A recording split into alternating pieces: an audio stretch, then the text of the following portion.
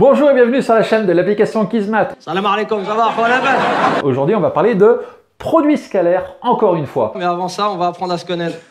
Et oui, pourquoi je dis encore une fois? Parce que cette vidéo fait partie d'une série de vidéos qu'on a postées sur la chaîne. Oh, c'est gentil, mais te prends pas la tête. Pour t'apprendre à calculer un produit scalaire, peu importe la situation. Et aujourd'hui, nous allons projeter. Waouh! Nous allons commencer par voir le piège classique. J'y arriverai pas!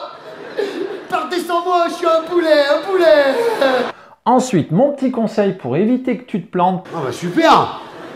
Parce que tous les élèves qui n'utilisent pas ce conseil, Je les appelle les ingénieurs. à chaque fois en contrôle, ils se ratent. Pourquoi? Eh bien écoute, j'en sais rien. Oh! Bichette! Et ensuite, le petit exemple pour être sûr que tu aies bien compris.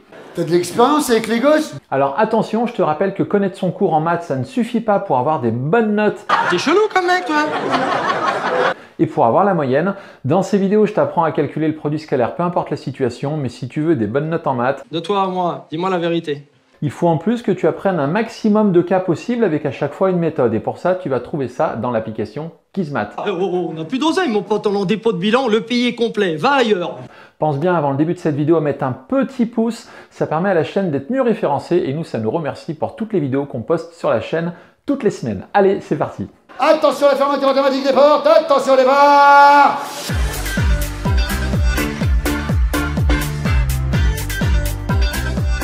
Allez, on est parti pour les explications. Mais yallah! Projeter, c'est quoi? Ouais, votre silence en dit long. Eh bien, on doit faire par exemple le produit scalaire, le vecteur bleu scalaire le vecteur vert, donc AB scalaire CD. Eh bien, qu'est-ce qu'on va faire quand on va projeter? Il y a un des deux vecteurs, ça va être comme un plancher, et l'autre, on va l'écraser sur le plancher, un peu comme s'il tombait comme une pomme. Et les pommes, ça tombe perpendiculairement. Bon, quand il y a du vent, ça peut tomber en travers s'il y a du gros vent. Mais là, il n'y a pas de vent en maths. Oh, ferme ta gueule! Donc, qu'est-ce qu'on va faire dans un truc comme ça? On peut par exemple prendre AB comme plancher. Et un plancher, par contre, je te rappelle que c'est une droite. Alhamdoulilah, ça va, ça va. Donc, tu essayes d'imaginer la droite AB. Voilà, on a la droite AB. Et le vecteur CD, on va le faire tomber comme si c'était une pomme qui tombe. Il n'y a pas que les rappeurs qui racontent des conneries. Donc, il faut vraiment qu'il tombe perpendiculairement. Mais qu'est-ce que tu racontes? On appelle ça orthogonalement. Donc tu prends l'extrémité du vecteur, tu le fais tomber perpendiculairement, il va tomber ici, on peut dire par exemple que c'est le point E. Tu prends l'autre extrémité, pareil, perpendiculairement, on va dire que c'est le point F. Et bien finalement, tu verras qu'après dans le calcul, le vecteur CD, le vecteur vert, on va l'appeler EF. Ah bah ça t'apprend la rigueur, hein! Voilà, le projeter, ça consiste à prendre un vecteur comme plancher et l'autre, on l'écrase dessus perpendiculairement. Donc là, le vecteur AB, le plancher, je l'ai fait horizontalement pour bien que tu comprennes. J'aurais même pu dessiner un arbre, une maison, un chien, un cheval, soyons dingues. C'est vous dire si je suis con. Par contre, dans un exercice, ton plancher ne sera peut-être pas horizontal, il sera peut-être incliné. Un petit exemple, imaginons que ce soit ce vecteur, ton plancher, et que tu dois faire scalaire ce vecteur. Dans ces cas-là, essaye d'imaginer que le plancher, le sol, c'est le noir. Donc le vert, tu le fais tomber perpendiculairement sur le vecteur noir. Voilà, il faut aller chercher des angles droits. Donc. Sauf que quand c'est des vecteurs, on dit orthogonal. Et finalement, ton vecteur vert va se transformer en ce vecteur rouge. Donc ton plancher ne sera pas toujours horizontal en contrôle. Alors attention, il y a des petits pièges. T'es sérieux? T'as vu le bordel? Quand il faut projeter, c'est orthogonalement, c'est-à-dire avec un angle droit. Tu ne fais pas tomber un vecteur en diagonale. Je te l'ai déjà dit, en maths, il n'y a pas de vent. Ça tombe perpendiculairement. Ensuite, quand on projette, c'est sur une droite. Par exemple, ici, le vecteur vert, je ne l'ai pas projeté sur le vecteur bleu, le vecteur AB. On dit qu'on le projette sur la droite AB. Donc on projette toujours sur une droite. Pourquoi je te dis ça? Imaginons par exemple, on a un autre vecteur ici. C'est le plancher. Le vecteur par exemple XY. Et tu dois projeter ce vecteur vert qu'on pourrait appeler par exemple GH. On s'en fiche, on a le choix des lettres dans l'alphabet. Ta gueule! Et bien dans ce cas-là, il y a les élèves qui vont essayer de faire tomber le vert comme ça vers le vecteur noir. Oh, bichette! Non, non, t'imagines que le plancher c'est une droite. Donc ça c'est le sol. Si tu choisis XY comme plancher, hein, ça dépendra des exercices.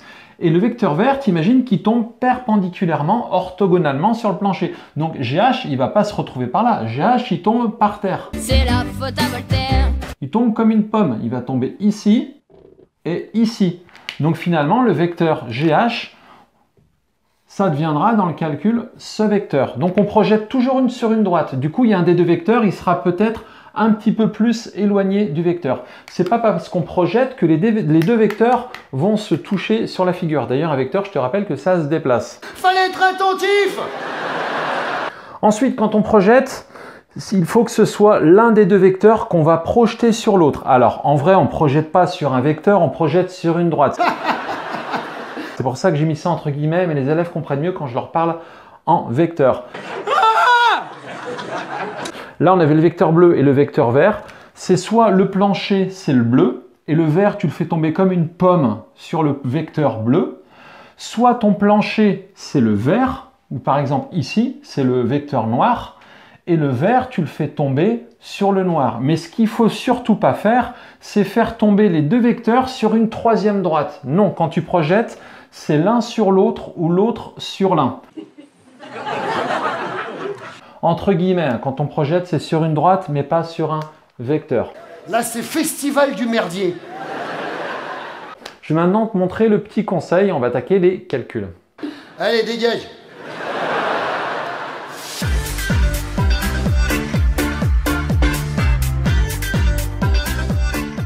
On est parti pour l'exemple. Me dis pas que tu cherches du boulot, je vais te demander de traverser la rue, mon petit copain. Et je te rappelle que tout ce que je dis dans les vidéos, tu vas retrouver ça bien évidemment dans l'application Kismat de manière un peu plus détaillée et beaucoup plus expliquée. Aimez-moi, je vous en supplie, essayez-moi, je suis comme ça. Parce que si les vidéos, je les fais complètes, on va se retrouver avec des vidéos de 4 heures et les gens vont s'endormir avant la fin de la vidéo. Aujourd'hui, les gamins, ils s'emmerdent, les gamins, moi je le vois. Hein. Donc pour ça, tu vas dans l'application Kismat. Le produit scalaire, le chapitre, il est plutôt en bas avec la géométrie. Donc tu cliques sur produit scalaire et une fois dans ce merveilleux chapitre, tu vas sur calculer un produit scalaire. Et là, aujourd'hui, on veut voir le projeter. Donc tout en haut à droite de la page, tu as 3 petits points. Ça, c'est quand les pages sont un peu longues. Ça t'évite de scroller pendant quelques secondes. Et tu cliques directement sur projeter. Et tu vas retomber sur tous les pièges qu'on a vus juste avant.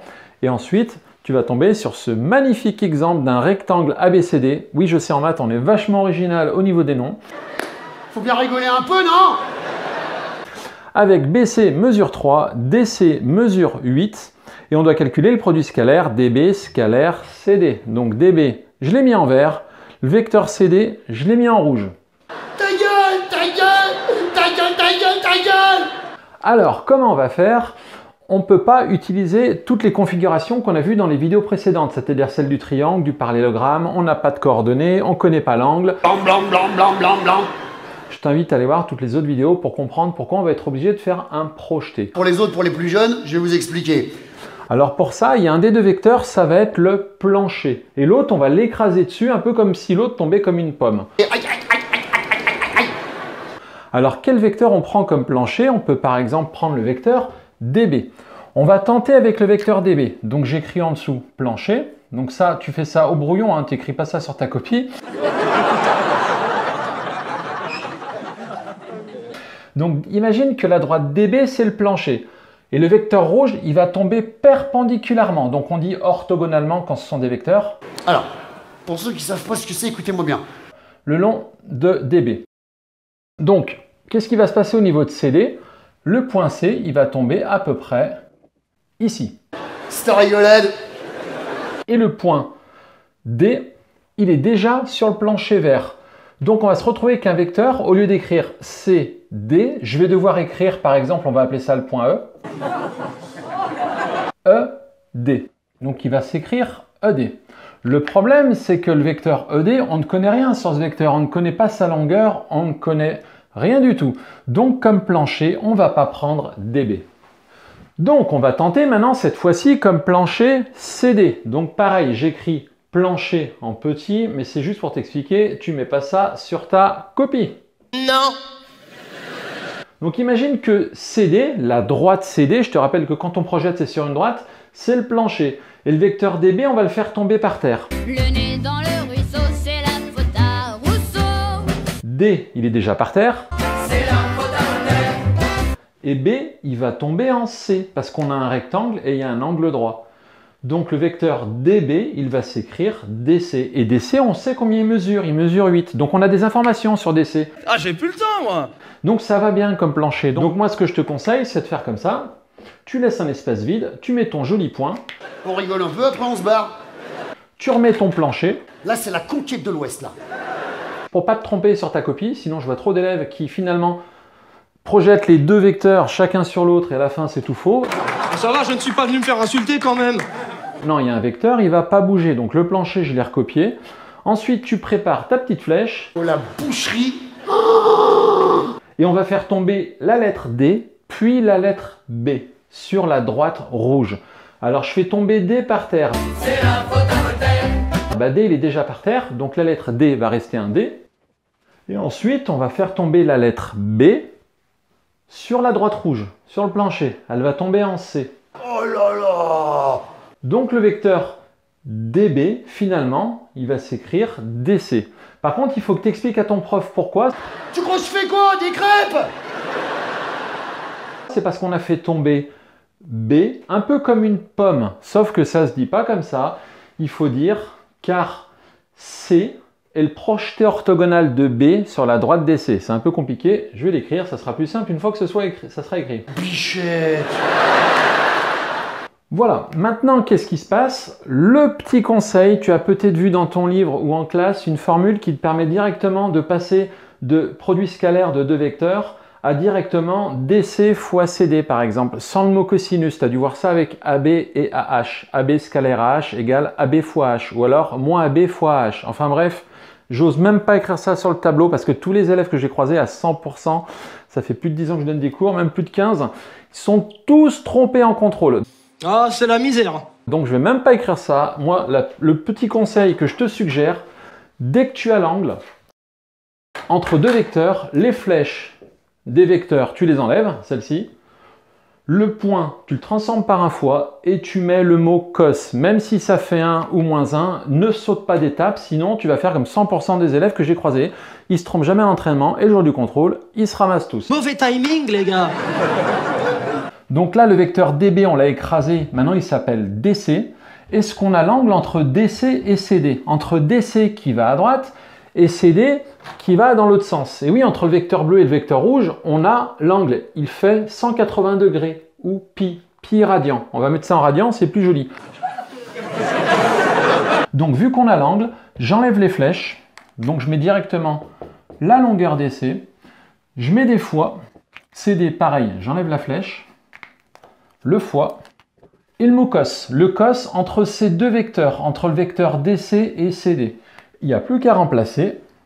DC, c'est le rouge, il mesure 8.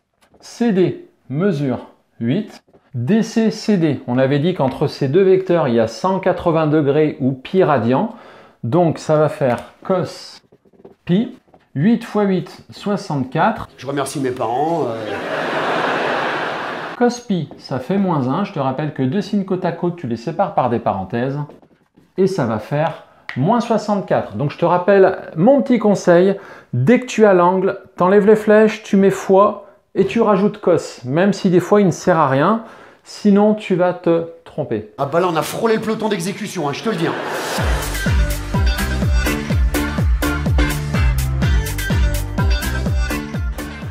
Ça va? Voilà, cette vidéo est maintenant terminée. Si ça t'a plu, n'hésite pas à laisser comme d'hab le petit pouce, le petit commentaire. Pense bien également à t'abonner à la chaîne et à cocher la cloche des notifications pour recevoir toutes les prochaines vidéos qu'on poste toutes les semaines. Et pense bien également à aller voir toutes les autres vidéos qu'on a postées sur la chaîne. Il y en a partout. pour le produit scalaire afin que tu saches calculer le produit scalaire, peu importe la situation. Dis-moi, t'aurais pas le tiercé dans l'ordre, toi? Attention, gros rappel, c'est pas parce que tu connais ton cours par cœur et que tu sais calculer un produit scalaire que tu auras la moyenne en maths. Non. Non, non. Si tu veux la moyenne et des bonnes notes, il faut que tu apprennes un maximum de cas possibles avec à chaque fois une méthode et je t'invite à aller voir dans l'application toutes les remarques, toutes les astuces, tous les exercices types. Par exemple, les exercices avec les ensembles qui redeviennent un petit peu à la mode. Sur ce, ciao! Ne m'en voulez pas, je pars. Je vous aime et je pars.